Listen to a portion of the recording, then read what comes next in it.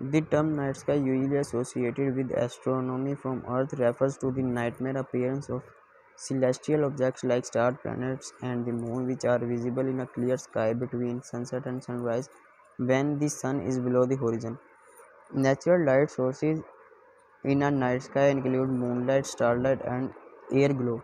Depending on location and timing, auroral light up the sky above the polar circles, occasionally a large coronal mass ejections from the sun, or simply high levels of solar wind may extend the phenomenon towards the equator.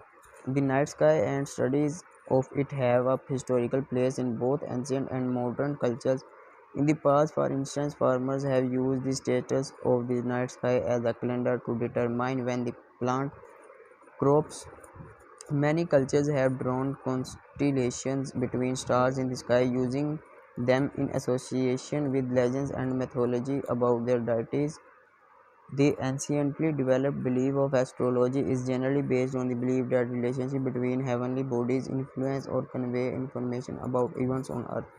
The scientific study of celestial objects visible at night takes place in the science of observational astronomy. The visibility of celestial objects in the night sky is affected by light pollution. The presence of the moon in the sky has historically hindered astronomical observation by increasing the amount of ambient brightness. With the advent of artificial light sources, however, light pollution has been a growing problem for the night sky. Optical filters and modifications to light fixtures can help to alleviate this problem, but the optimal views both professional and amateur astronomers seek locations far from urban sky glow.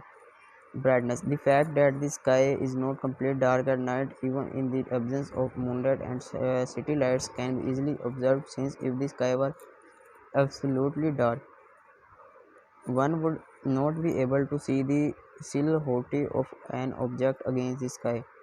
The intensity of the sky varies greatly over the day, and the primary cause differs as well. During a daytime, when the sun is above the horizon, direct scattering of sunlight in the overwhelmingly dominant source of light. In twilight, the period of time between sunset and sunrise, the situation is more complicated and further differentiation is required. Twilight is divided in three segments according to how far the sun is below the horizon in segment of 6.